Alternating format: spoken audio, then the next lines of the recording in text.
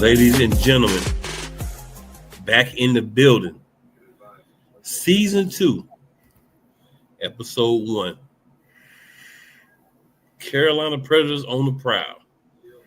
So, ladies and gentlemen, I have one of the prominent members of the Carolina Predators here with me, Mr. Ralph Bird, Coach Bird. So I'm going to let him introduce himself like we always do. Let you know what roles he holds in the team. We'll top it up from there.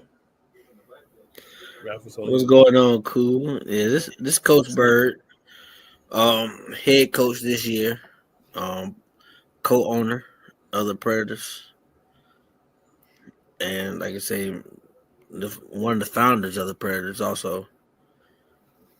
And like I said, man, every year we strive to get better. So ain't nothing changed with us. Year 2 on the prowl. Like I said, we strive to get on the prowl better, year by year, episode by episode. True. So, Coach, we're going to start with the ending of the season last year.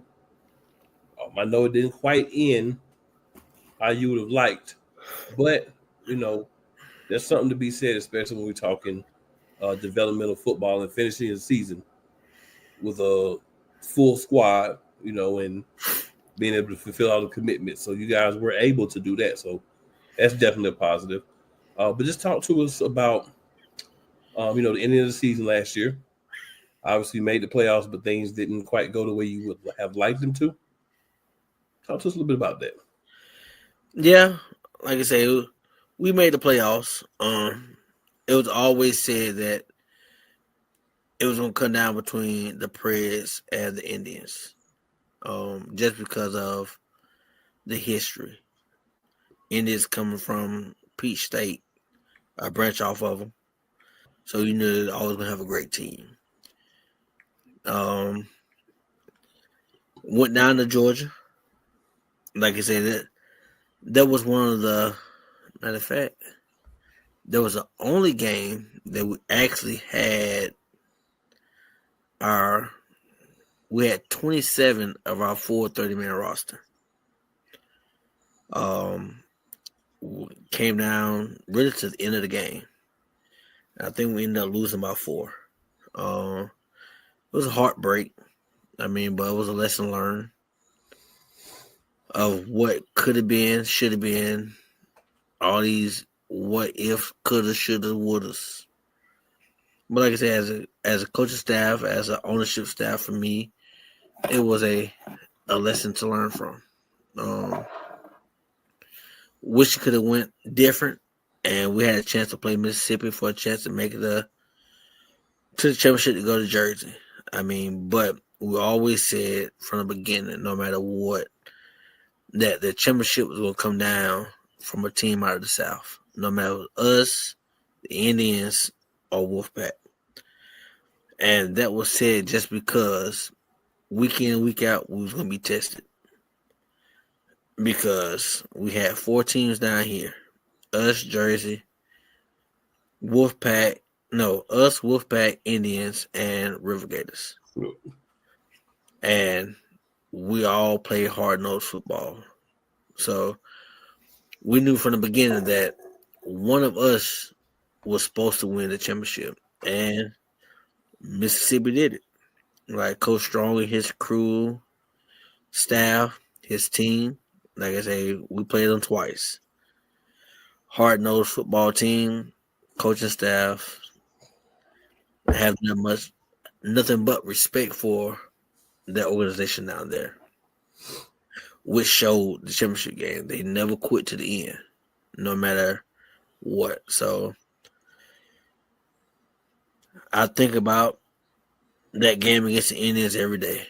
What I could have did different. What we could have did different as a team, coaching staff. But like I said, my guys played a hell of a game. From start to finish, they played their hearts out. It just wasn't meant to be from what I've seen. But like I say, 2026 is a new year. 2025 is over with. We took the defeat and we moved on.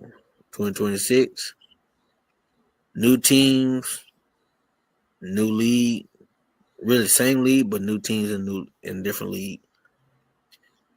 AAL 1 starting up, so Mississippi is not here. So now it's a chance for New Jersey's not here. So now it's a chance for a new champion in the AL2, which has been the ongoing process of AL2. AL2 has never had a back-to-back repeat champion ever. And this year is not going to be no different. I think that the championship should be able to stay in the South with us, Peach State, the Aviators, and the Tri-City River Gators. So I think we still have a strong possibility to keep that championship down here. Me being partial, I think that championship's coming to Wake Forest. So, you know what I mean? You think any other way with that, sir? That's right. That's right. Yeah. So, me being partial to the Preds, like, I think the championship's coming to Wake Forest. And to go from there. So, all that I can do right now is look back on last year and look at what we can do different as an organization, coaching staff, and just build from there. So, yeah, it's all about learning from, the past, good or bad, right? Because if there's something you feel like you did well, but you just couldn't put everything together, that's something you can always incorporate. And it's something that you feel like we should have done a better job of this. It's things you can incorporate. So definitely, I agree, learning experience, opportunity to start fresh. Some of the same guys, maybe some new guys. We'll get into some of that as we go throughout the season. When we get closer to the season, we'll kind of talk about the players more. So the next thing, Coach. Your head coach from last year, Coach Wood, is no longer with the organization. So I know he's somebody that's been with you for a while and was a very valuable piece. So just wanted to give you an opportunity to kind of let people understand his importance to the team and, to the organization, to the players, to you. And let you give him his flowers real quick since he's elected to step away from coaching. Okay. Yeah, Coach Wood's been with us since, good God, 2019, if I'm not mistaken, 2020. Coach Wood been a vital part of the success of the organization. So, like I said, I understand the reason why he stepped away. After that last game in Georgia, playoff game, he had a major health scare. And so his focus turned to his family, which I don't blame him at all.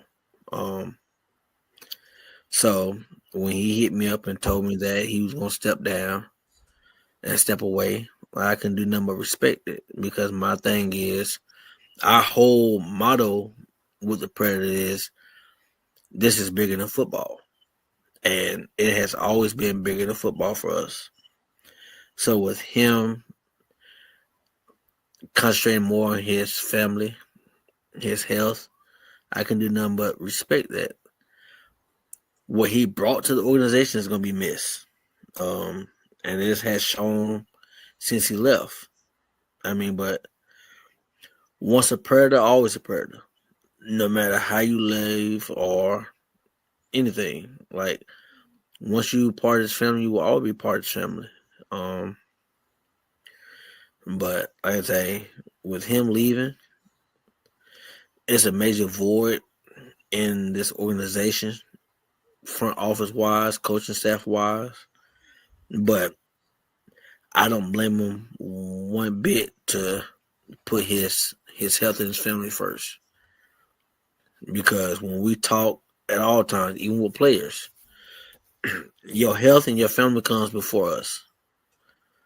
Because if something happened to you, we can't take care of your family. We can't take care of you. Only you can do that. So make sure you put yourself, your family, and your health first, no matter what. Because even as a job, a job will replace you and keep moving. So as a football organization, guess what? We do the same. It might be hard, but for us to keep going, we got to replace you. So what Coach Woods brought to the organization, it can't be duplicated. But I appreciate everything he did bring. He helped us get to where we at now. And if he ever decide to get back into it, coaching wise, or even just want to be a part of the Predator family, he's always family. So he knows that. So he's always open to coming back in whatever role he desire. But like I say, I appreciate him as a coaching staff. We appreciate him as a ownership group for everything he did do for the Carolina Predators, and we wish him the best in his future endeavors. And if he need anything from us, he know we're always a phone call away. So that bond between me and Coach Woods will never be lost because he's no more part of this organization. So, like I said, it goes deeper than just the football for us. So, Yeah, I can do that. I had, got a chance to talk to Coach Wood, do some shows with him and everything. And gentleman knows a lot about the sport. Very dedicated to it. Very dedicated to the team. Another guy can say his focus was on bettering the players, the team, and the league. And there's not an abundance of gentlemen like that. There's other guys within this organization with the AL too like that, but he's definitely one of those guys that really said, man, this guy really cares about what happens with his team, and we know with the league, he wants the league to be successful. So I definitely feel like he'll be missed, and shout out to him, and hopefully we'll see him back at some point in some type of role with the Predators or with the league of some sort. So yes, hopefully we'll see that. But now we can kind of put last year to bed, so to speak. Lessons will be learned, but we've talked enough about last season. We can kind of move on to this season.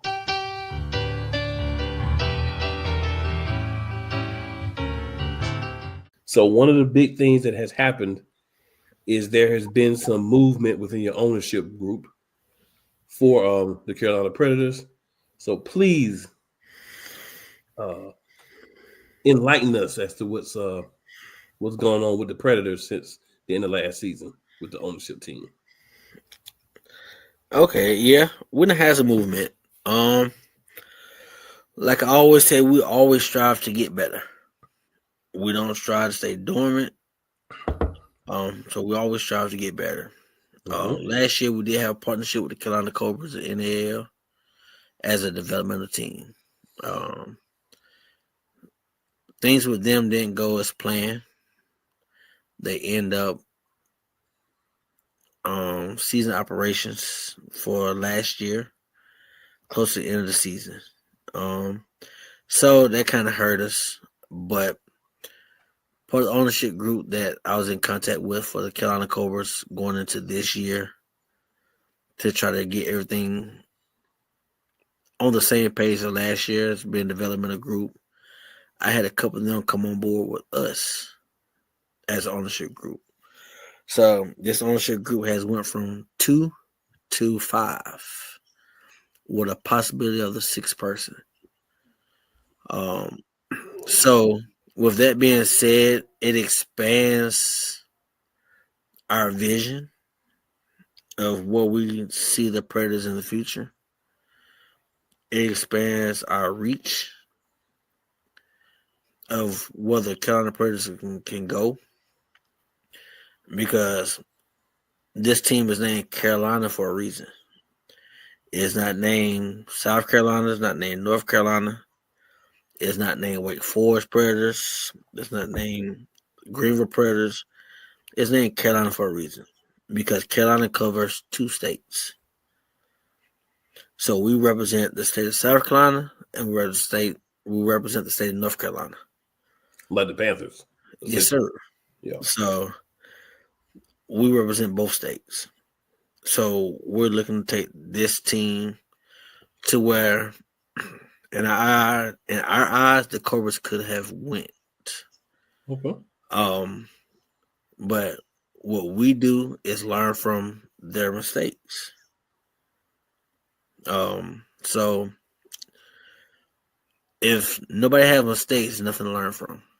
So we seen what they went wrong, so we know not to take that same road. That's why I mean learn from their mistakes. Right. So our goal is to further the Carolina Predators from a developmental league into a professional team, to cover the Carolinas and be a team that the Carolinas can be proud of in this indoor industry. Indoor football used to be big back in the day. Mm-hmm. And every team that you see around, from developmental to NAL to the IFL to the AF1 and to the International Arena League that's coming about, like, every team you see is striving to make that indoor football back in the spot like it used to be in when the AFL2 was around. So that's our goal, is to bring the spotlight to the Carolinas, because the Carolinas have a lot of athletes that a lot of people don't see. Just need an opportunity. You gotta just need an opportunity, and so that's our goal, is to get that opportunity for a lot of guys who want it, who deserve it, and who don't know it's out there for them. So that's why I brought these individuals on board, with one more in talks, just to try to get that in the air in the North Carolina, South Carolina area. Now, would you like to provide us with who you have on the ownership group right now, or you want to wait until you get everybody on and kind of just drop them off? I will wait till I get everybody on. Okay, fair enough. That way I can introduce the world to the whole group. So they can know who's behind the engine of the Carolina Predators. So it's. Now, would it be safe to say that the group that you have has, you kind of answered this question, but I just want to make sure everybody's clear. Would it be safe to say this is a group who has understanding of different facets of on field, off field, behind the scenes expansion, as far as the team expanding to cover the markets better, things of that nature? Do you feel like the ownership group that you have now, with this influx of new people, is going to be a group that's going to be able to kind of fill in maybe some gaps where before you may have had some of those things, but everybody has a specialty? Do you feel like the group that you've put together and that you're hoping to finish off is going to be a group that's going to kind of help you put all those pieces together? Yes, sir. I believe the group that I'm trying to get put together. If I can get this last piece put in, I think we cover every aspect of an organization needs to be successful, from financially, the know-how of on-field product, off-field products, the what I'm trying to say, the footwork that it takes to get out of the community, for a team to be successful. So I feel that the group that I'm trying to get put together with the organization will cover every aspect that you need to be successful in the short term and the long term. Because our goal is to be successful in the long term. Like, we're not just trying to be a short term team. Like, we're trying to make it to be a long term team for years to pass. When I'm not able to do it, I still look for this team to still be able to go forward. Everything that we're doing now, plus more. So I think right now everything is falling in place. With the vision that we had for the Carolina Predators when we first started back in 2018. Okay. Yes, sir. That's always a good thing, man. It's exciting when you can kind of have a soft reboot, so to speak. You know, when you add new people to ownership, it kind of changes the dynamics of everybody's expectations. You know, you have a larger brain trust, like you said. You have access to more capital, so more things that you can do. You had the opportunity to get some fresh voices. You know, you still have a brand that people know. So jumping off that question, another question for you, and I'm attempting to not ask the questions in a way where you're revealing more than you might want to reveal at the time. You know what I'm saying? But is the goal to obviously make it through this season in AAL2? But is your goal to have a successful season in AAL2 and then look and see what other opportunities may be available for the Predators, you know, after the season? Okay, so yeah, I go from the beginning. When I brought the group that I have in now, we had a 3-year goal, a 3-year plan. Which was, this is year 1 for our 3-year plan. Okay. Year 1 and year 2 was to build the organization front office, the brand, and then the goal was to move up.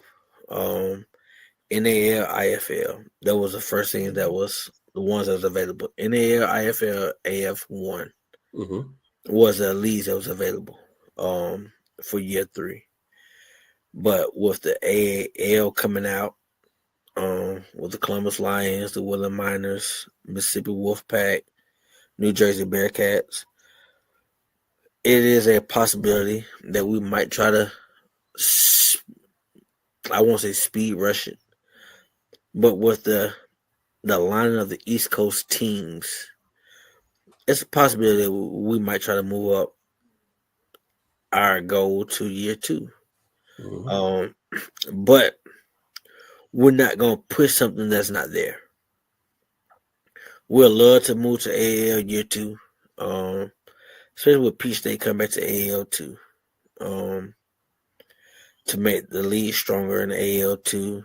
But we're not gonna rush anything, because when you rush things, then it kind of hinders your goal.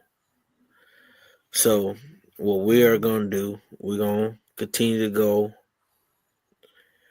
our plan to what we set forth of how we see the organization going, and then at the end of the season, AAL2, we'll win a championship. We don't.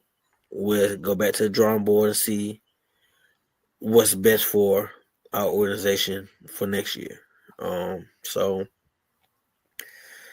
like I say, it all depends on how we feel that's going to be best for the organization.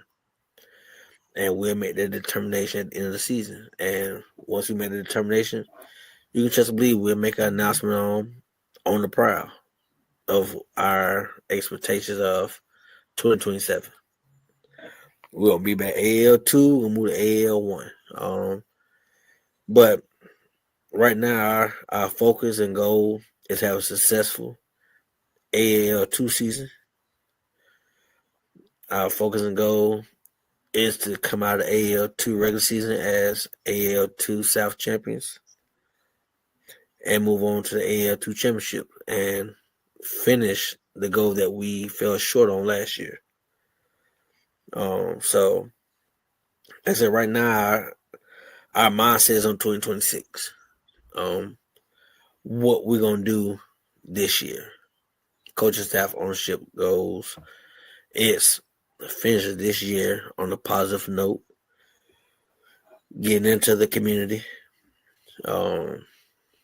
Partnerships with different places in the Tri area because we are based out of Raleigh, North Carolina. Even though we're playing our games in Wake Forest right now, which is only about 30 minutes away from Raleigh.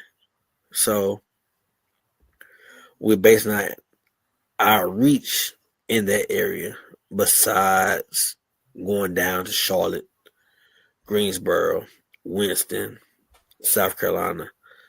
So we're reaching everywhere, but the team basis is Raleigh, North Carolina. So, like I said, the only thing I can do is tell everybody stay tuned, follow us throughout the season.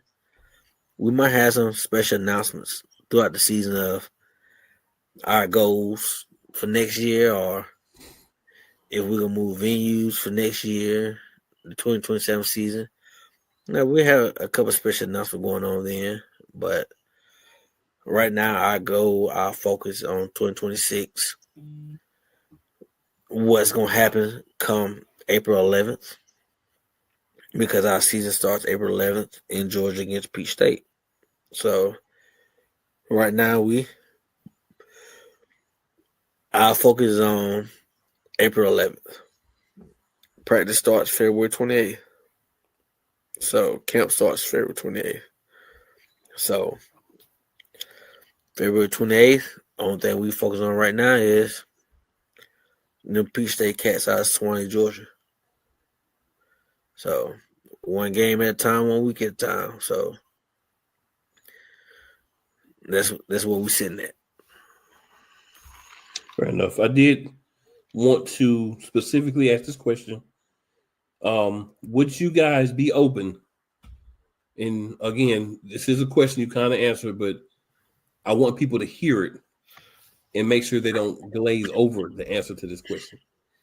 Would you guys consider maybe, since you're kind of looking to be that team for North and South Carolina, doing games somewhere like a Charlotte, maybe like a Rock Hill, Columbia, somewhere, maybe not as your specific base, but it's somewhere you may go into that market, maybe not this year, maybe right, because it's take time to set up, but maybe next year, year after, where maybe you get a venue to do like a one game in different places within North and South Carolina, just to kind of see if you can hit different fan bases or get, different people that may not be able to get to the Raleigh area.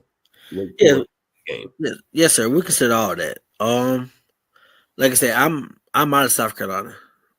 Me and a lot of people know as Ricky McCain and Pretty Ricky. Played QB for us. He was the other part owner of the team from the start. Okay. We both out of South Carolina. So our goal when we started the team was to have this team based out of South Carolina.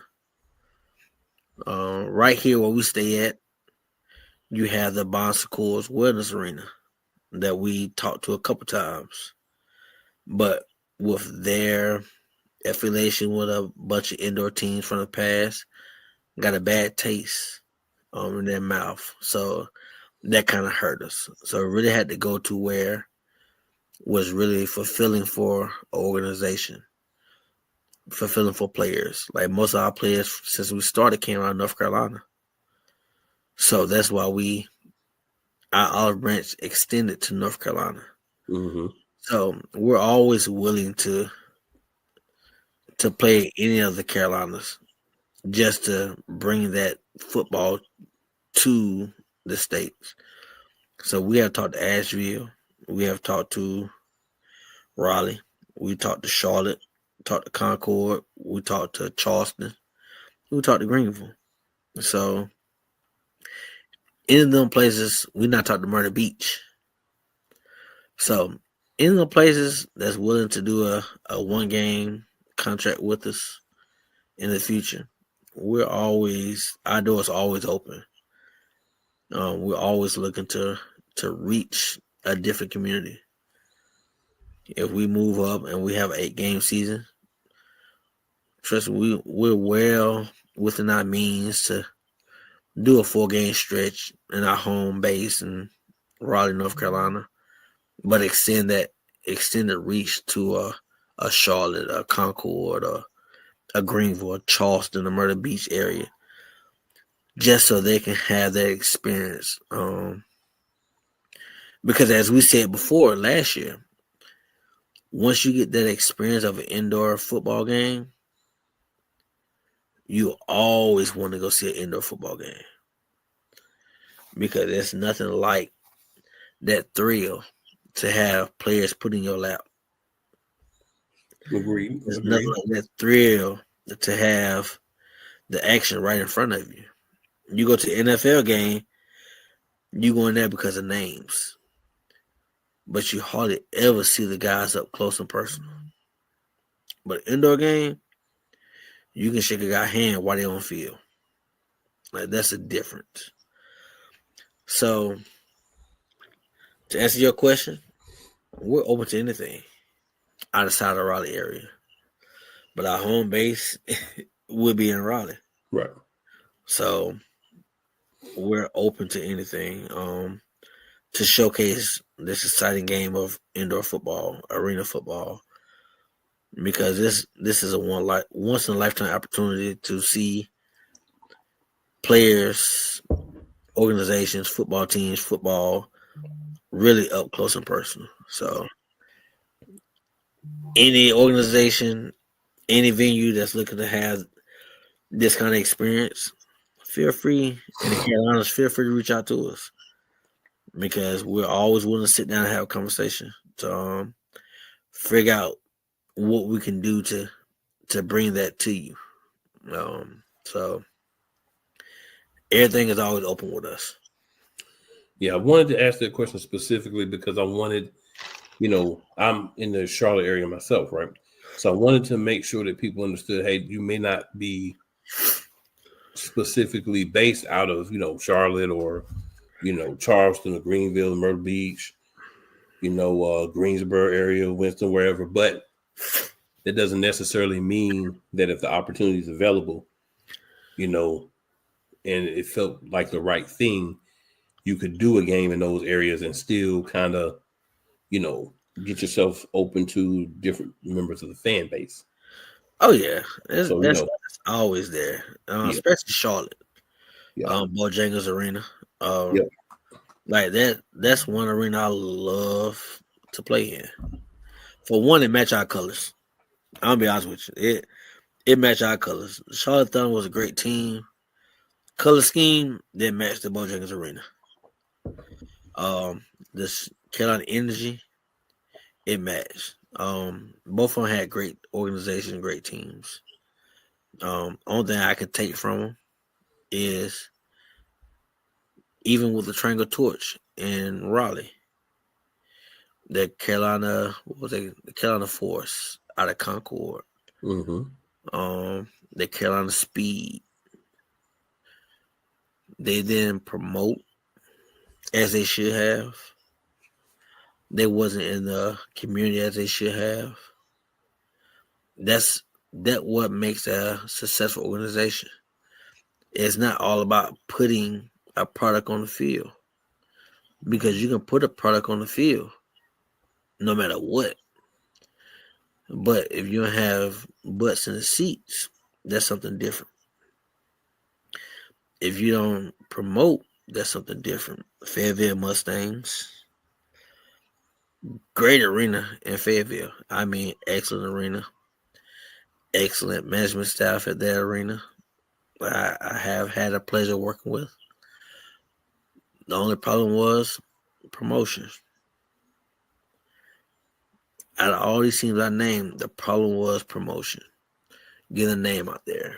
And so as we move and as the organization move forward, our whole goal is promotion. To get the name, to get the brand, to get the organization name out there, So when you walking around, somebody comes around with a Carolina Predators name on it or hat on, or shirt on, you know who that belong to, and you don't question, well, what's that? Right. And that's a problem. You have people who the Carolina Cobras. There's no way. I was talking to one of their super fans today. There's no way you have a team that's been in a region for 8+ years, won the championship, played in 4 championships, and you have people in that same city don't know who they are. You know what I That's mean? true. That's the issue. That comes down not to the fan base, not to the coaching staff, not to the players. That comes down to your ownership board, ownership group. Are you putting in the work to get your team name out there? Because that's what it basically comes down to. So our goal right now is to get our name out there, even as a developmental team, to get our name out there in both Carolinas. So no matter where we play at, when we say we have a game, everybody know about us and they're gonna show up and support us. So I mean that's like I said, that was a great question to ask, in my opinion. So everybody can see the mindset of the Carolina Predators. And our mindset is to be a great family fun entertainment event. Yeah. And that's what we strive to provide, a family fun entertainment event. So Yeah, it's part of covering the league, not just the Predators, but the AAL2 last year. I was able to go to the championship game, and I will say, you see the vision for what teams would like to do, right? Because you see something that works well, and you want to emulate it or take pieces of it and use it yourself. The Bearcats have, Lady Bearcats. They're very involved. They're a very big part of, what they do. They have things to kind of keep the crowd engaged and whatnot. And I wasn't able to go to every stadium last year, but just pointing out where I was able to go and what they were able to do there. Was able to get to some of the Predators games last year, and I'll be back for sure for some this year too. Gonna try to get to some Aviators games, another Carolina team. But I just feel like it gives you an idea of seeing like if everyone could at least do that, right? How much more engaging overall AL2 could be. And obviously different teams are in different places as far as finances, as far as arenas, different things. So, but just seeing what could be on a minimal to help the fan engagement, it's just like wow, this is really good. Um, the Wolfpack, who were traveling there, um, traveled well, brought a lot of fans with them as well from Mississippi. So that means, obviously dedicated fans of theirs as well. Now, I just say that because their teams have moved. So getting back to you were mentioning the AAL. So there will be some teams from AL that will play some AAL2 teams. Now, obviously that won't be everybody, but not from a team perspective, but you looking as a member of AAL2. Do you feel that playing the AAL teams for those who do will be a benefit? And obviously, I know y'all do, but I'm just as a league as a whole, and if you want to speak to y'all specifically. yes, I feel it's gonna be a benefit, all the way around, from player development to organization development. Because now you get to put your team up against teams that's been around, especially like Columbus Lions. Columbus Lions has been a successful team for 20+ years. Willing, since they came, they have been successful. So to put your team up against teams like that, it's a measuring stick. To put your organization up against organizations like that becomes a measuring stick. to see where you are and see where you need to be. So it's a measuring stick from all the way from A to Z. Players, player development, coaching staff, organization development, front office development. I mean, so it's a measuring stick to see where you are, where you need to be successful in years to come. So AL2 teams getting a chance to get into an arena with an AL team, which a couple of teams not been in AL before. It is it's a lot of once in a lifetime chance for a lot of these players, a lot of these coaches to get that opportunity and to feel that excitement experience, because it is a different realm when you walk into places like that. So from the fan engagement to the announcers to the big stadium, a lot of these stadiums are seating 6,000 plus compared to what we're playing in as AL2 teams, where you see maybe 300-400. So that is a eye opener. I not played in different arenas at 6,000 to 10,000 to 18,000. So it's a different experience to experience arenas like that, fan bases like that. So I think it's a great foundation to see and to build from. So I think that is what the AAL and the AL2 is doing. I think is a game changer for a lot of the indoor football. So I think this is a start of something great for now and the future. And I think it would take shape with a lot of teams to see how this is going. So I think year 2, 3, and 4 with AAL, I think you will see a big difference of team wise of who's looking to join. So Yeah. I think AJ and them are doing a great job of their plan, the outlook of what they dreamed for the AAL, AL2 to become. So I gotta get my hats off to them of what they're doing now. So like I said, they're doing a great job of building their brand, because right now the AAL, AL2 are their brand.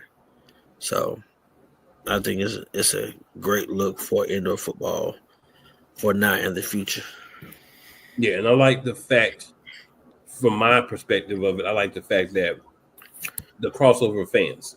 So if you're an AL fan because you're a Columbus fan, or you're a fan of one of the other teams, you know, within the AL, now you have an opportunity to also see some AL2 teams and say, oh, maybe I like that team. They got some spunky guys. I like the way they play, and everything. And then the vice versa, right? So you get both of those fan bases. Wheeling, same thing. And then obviously Mississippi, Jersey. So you get those four teams. Their fan bases get a chance to see these other teams, and then vice versa, and attract more fans to the product as a whole. So I think Right. that's also a great thing. Um, it's good. I think it'll take a year or two to really kind of see the vision for AL now that it's been kind of rebooted and it's back. But I think we'll see a lot of change. We'll see some innovation in AL. I Oh think yeah. AL2 will as well. And I want people to understand there's some teams that left the AL2 for whatever reason, but there have been more that have come to the AL2. So Right. AL2 has had a chance to expand even after filling spots. Two teams went up to AL. A couple of teams, for whatever reason, are not going to be back. I don't like to get into trying to knock a team because, teams have different things happening, but the league has expanded. There's more teams overall. So when you can have teams leave or be discontinued or whatever happens with the teams, and still be able to expand the league. I think that you have a strong model that can continue and be successful. And I definitely do believe that's what AL2 has, and then that connection with AL, the opportunity for players to be seen, teams to be seen, broader audiences. I think it's going to be a very exciting year for AL2. And I think if you're going to win the championship AL2 this year, right, you're going to bring it. You're going to have to really bring it. I know we have teams that were here last year, but boy, we got some teams that are coming in that are hungry. And they're ready to come in and make a statement like Mississippi did last year. First year team in the league won last year. So, those are the type of things. Do you have another one of those? Do you have a team like you guys or another team that's been here, one of the OG teams that decided to say, you know what, we got the right mix this year? So that to me is going to be a big year-long kind of storyline. Like what happens with who's going to separate themselves, who has the right mix of coaches, players, depth, and a little bit of luck to make it happen. Right. Because it takes all those things, to win, especially in an arena league. Oh yeah. A little bit of luck never hurts nobody. So you can have all the right tools and all the right places, but like they say, college say any given Saturday. NFL say any given Sunday. High school say any given Friday. I say so. Really, any given Friday, Saturday, or Sunday, the best team in the NFL. Any given Thursday or Friday too. Right. So the best team on paper might not always be victorious on the field. So really, all depends on preparation. Yeah. You know what I mean? So, like I said, this group that we have in the AL2 now is a good mixture of all. Mm-hmm. You have a lot of first-year teams, North Carolina, the New Jersey Eagles, the Carolina Aviators, which the team is new, but the ownership group is not. They have been around. Peach State Cats, they're not new to anything. They've been around for years. Geez, I can't remember all of these teams. Virginia Legion, they're a new team. Yep. But who said they won't be another Mississippi? Exactly. You know what I mean? Like, I think the AL2 this year has like 14 teams. 14. We got 5 in the Michigan area. We got 5 up north. We got 4 down south. So AL2 is a 14-team league. The AL is a 14 league. So in all, you have an 18-team league between the AL and the AL2. So, I mean, hey, what league you see doing that? You know what I mean? The AF1 doesn't have a feeder league that they can pick guys from. And the AL does not have a feeder league they can pick guys from. IFL doesn't either. I mean, right now, the AL1's only league that has a whole league that they can pick guys from with film, because all AL2 teams will provide film for their players.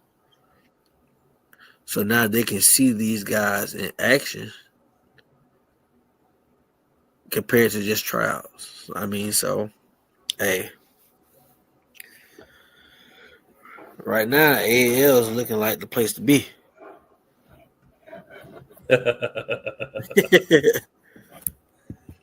So we're gonna on our next episode we're gonna kind of dig into your coaching staff and different stuff like that. But for now, question I want to ask is, how are you feeling about the staff that you are, I'm sure, still in the process of putting together, but how are you feeling about what you've been able to put together so far? And if there are places where you're looking for a coach that you may not have on staff yet, what would you be looking for? The stuff I'm putting together so far, I think, is a great puzzle piece. We have announced our OC, Coach Gregory, which Coach Gregory he's a piece that has played the game. I mean, from the original AFL to the NAL with the Carolina Cobras. He has played in the IFL. So he has played in every last indoor league there is. So he knows what coaches and GMs are looking for. He knows how organizations run. He was actually with us last year, but got called up to Omaha with Coach Grom and Omaha Beef.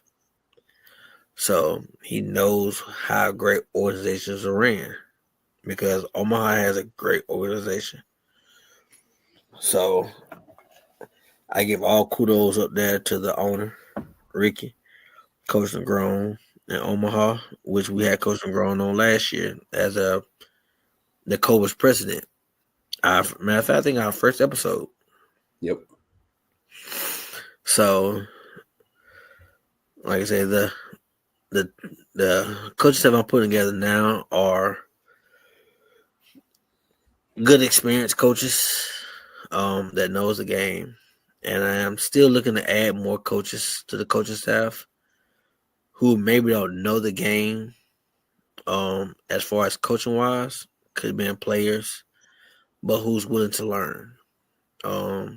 Because, like I say, we're always looking to grow. So if the Carolina Predators do move up into a professional league, AAL, NAL, IFL, what we decide to do, we will look to bring in another team to the AL2. So that's two whole coaching staffs that the Carolina Predators organization are looking to fill. So what better way to fill it from internal coaches? Makes sense. So coaches I bring in who's looking to learn that indoor game is coaching wise. What better way to come in now? Because like I say, when the Predators do move up, we'll introduce a whole nother organization to bring into the AL2. Because our whole goal as an organization is to build. So we build an organization, we build the leagues that we in. So we're part of AAL, why not bring in an AL2 team? Because guess what? Now we got our own feeder team. That's what a lot of teams don't think about. So I'm looking at coaches who's willing to learn. Don't think it's all about them. Who's willing to adapt? Because as an organization, we adapt with you. So we are, as an organization, are still looking for coaches. We're looking for interns, game day interns. So we're building from inside out. Not just players and coaches. Like we're building from ground zero.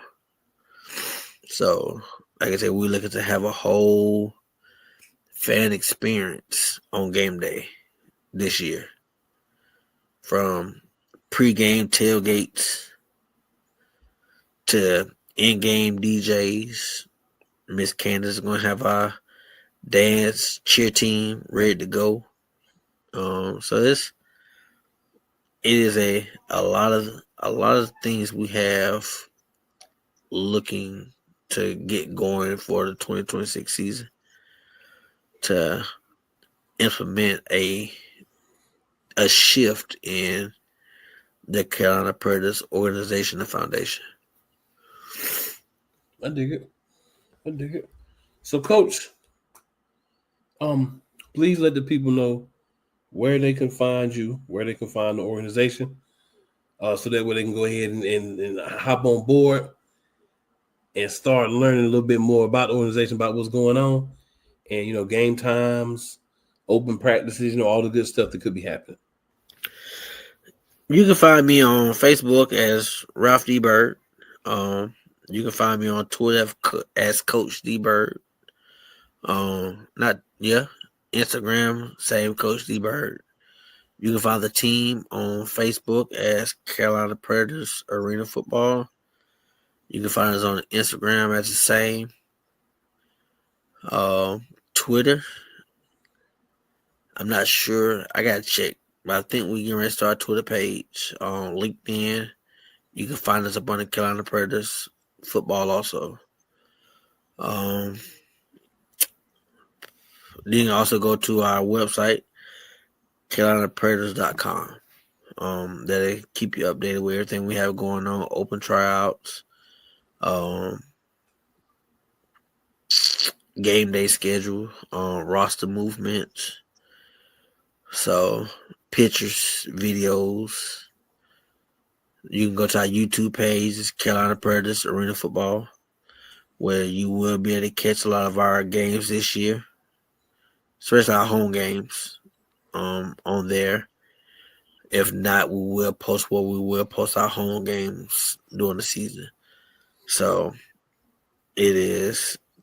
Then you can see a lot of our content on Shady Sports because, like I say, Sam does a great job with us. So he has a lot of our content on his page, Shady Sports Network. So, and any of them places you really see anything dealing with us. Definitely.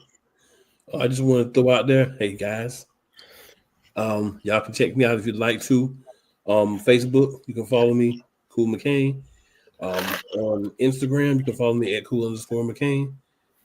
Twitter at Cool McCain as well.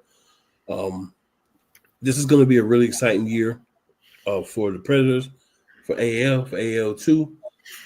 This is going to be, it's somewhere you want to be watching. You want to be here with us. A lot of things will be happening. We're going to have a draft that we'll get into, from the perspective of Ralph, when we will have him kind of give us his thoughts on what he expects from the draft, right? Because we all know things kind of have to happen so you can see how smoothly it does or doesn't work and what needs to be changed. But if you don't ever start, you can't ever grow it or that's right. So we'll talk about that as well. The main thing, guys, is these teams are here to try to provide you with the best entertainment that they can. The best players, the best coaches, and develop guys as well. So you may see a team one week that has all these guys that you want, and then you tune back in 2 or 3 weeks from now, and 3 or 4 of the guys that you really liked are gone. Have no fear. What that means is that they have moved to a different opportunity. And that's what AL2 is all about. You obviously love for the guys to move to the AL. But if it's not the AL, if it happens to be another league and they come calling and want that guy, that's what development is for. So that aspect is still there. So that's why I mention depth all the time, guys, because depth is very important, right? Because your better players may not end the season with you. That's right. You have other guys that can step up. You can go from being one of the teams that has a great opportunity to win to falling off. And you don't want that to happen. The AL championship game last year, AL2, was a really good game between 2 really solid teams. So the whole goal is to follow that up this year with a game as good or better. That's right. The talent's there to do it. It's just a matter of execution for the teams that are there. And then, that depth piece or finding a way to find guys if you do lose guys. And, that's all on these particular organizations today here at the Carolina Predators. This is a team I believe that has a good opportunity to make a lot of noise this season. Once we start to get into coaches, players who are coming back, new signings, all those things, you'll get to see the team come together a little bit more. But tap in because this is going to be something you're going to want to be part of. And with that being said, the people, we are going to get out of here for the evening. We appreciate you. Make sure that you're liking this, you are sharing this, and that you are subscribing to whatever platform you're seeing this from. And if you're seeing it on multiple platforms, go ahead and show everybody some love. Yes, sir. Yes, sir. So we will be back next week. Well, we'll be back the week after next. We're going to be doing every other week until we get up to the season, talking more about the Carolina Predators, and hopefully we'll be able to get you the know with the team, get your opportunity to meet some, if not all, of the ownership group, get an idea of who these good people are, what they'll be bringing to the team, the vision for the team, and all that good stuff as well. But we will catch you on the next episode, and we out.